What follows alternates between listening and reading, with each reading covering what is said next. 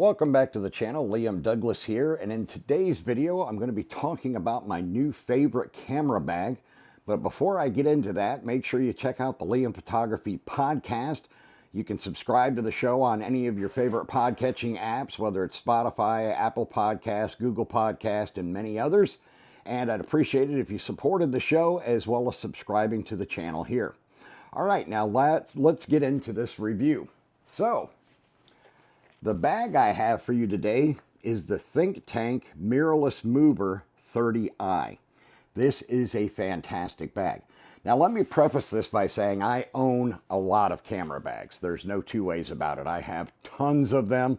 I know it's ridiculous. I get a little bit out of control with bags, but most of the bags I have serve a specific need or function, and this is my new all-time favorite. So the one I have here has the gray accent at the bottom corner. They do offer it with a blue and a red accent as well. This bag is about $80. You can find it on Amazon, B&H Photo, Adorama, most any other place like that. But let's get into why I love this bag so much. And I want to give a shout out to Boo Ray Perry in Tampa, Florida, a new friend of mine who turned me on to this bag. And I have to agree with him 100%. This is now my favorite camera bag. All right, so starting off, we have a pocket on each end. And as you can see, I have my Godox speed light in this pocket. If you're wondering, this weird thing on the top of the speed light is a MagMod magnetic collar for my light diffuser when I shoot real estate photography. And in this side pocket, I have, whoops, let me get it out. My plastic case that has all my extra memory cards in it in case I need additional cards while I'm out in the field.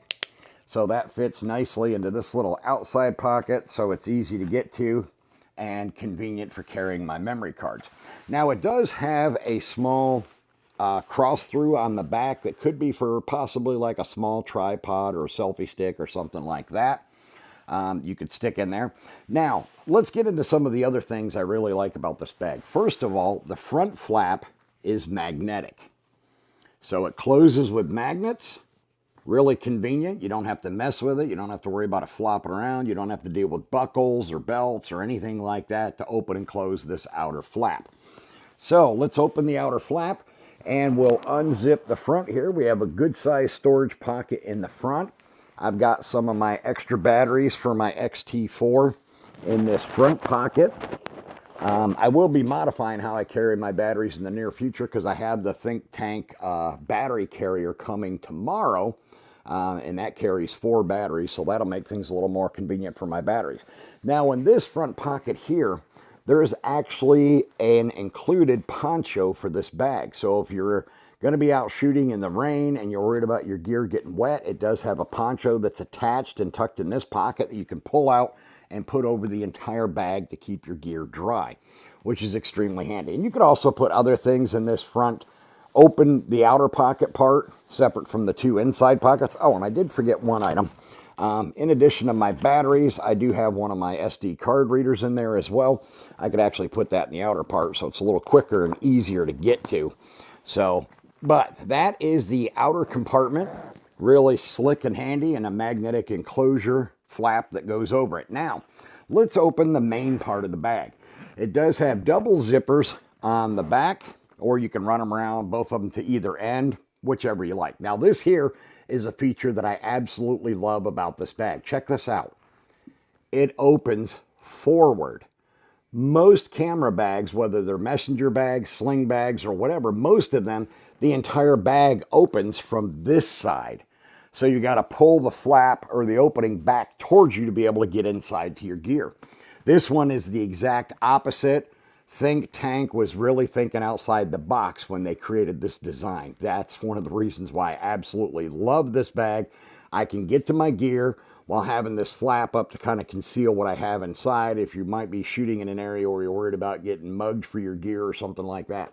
Now, it does have a Velcro enclosure pouch in the lid that you could stick memory cards in or whatever you want, a microfiber cloth or something like that.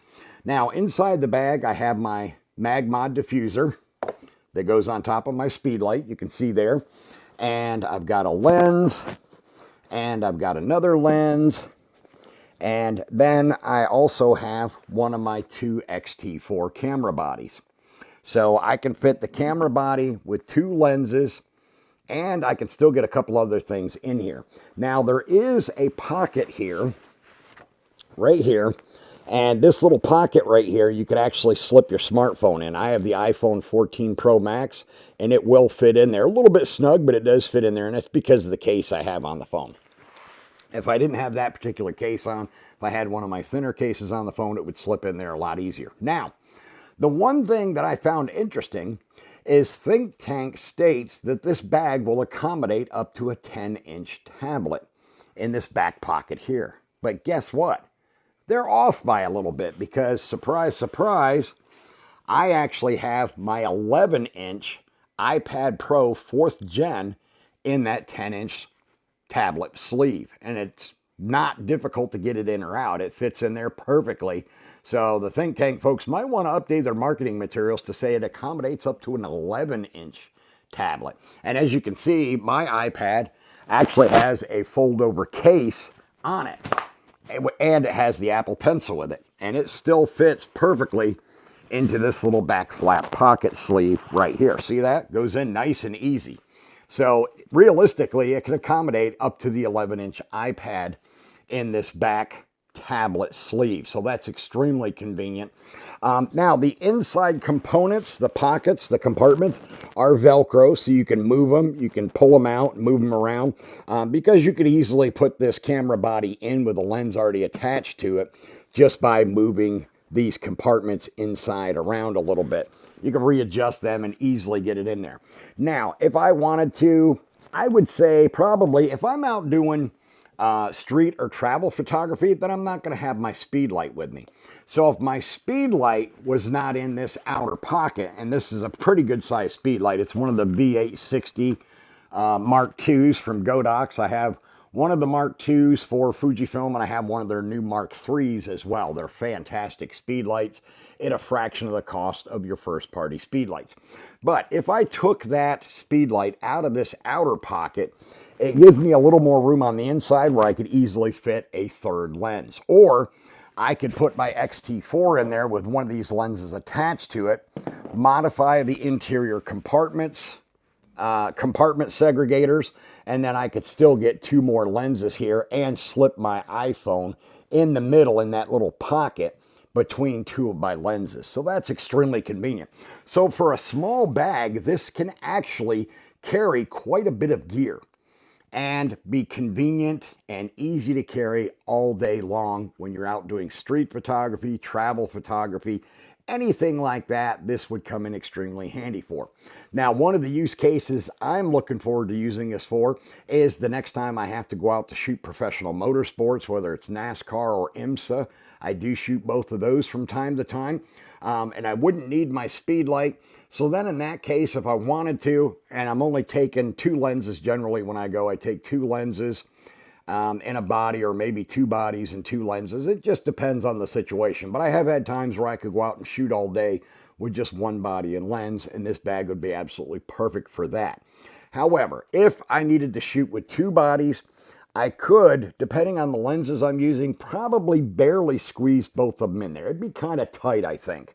But it might be possible to do that. I'm not going to push my luck too much with that, but I did want to say that this is hands down the best bag that I currently own. And I know my friend Boo Ray has had his for quite some time, and he said he's never been able to find another bag to replace it that he loves as much as this bag. So this one's still his full-time carry bag, his preferred carry bag. Now, of course, if you're doing street photography, you could easily slip the X100V in here because it has the self-contained, permanently attached 23 millimeter lens, which is 35 in a full frame equivalent. So you could easily get that in here without a problem. And you'd have plenty of room for spare batteries, maybe a bottle of water in there, your phone, maybe a packet of snacks of some kind that you could take with you out for a day of shooting. So that is pretty much going to wrap up my review of this bag. Again, I absolutely love this bag.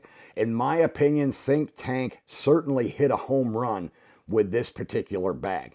All right, that's going to wrap up this video. Make sure you subscribe to the channel, and I will see you all in the next video.